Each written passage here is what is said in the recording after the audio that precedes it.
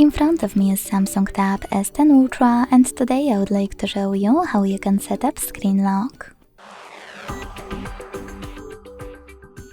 Begin by opening Settings and scrolling down to access Lock Screen over here. Then click on Screen Lock Type and tap on one of those. I will go with Pattern. Now create it, choose Continue, repeat it and hit Confirm. Lastly, manage lock screen notifications by operating all of those options. And when you finished, hit Done. So now when I switch off my screen and turn it back on, icons that pattern is required. Thanks so much for watching. If you enjoyed this video, leave a like, comment and subscribe.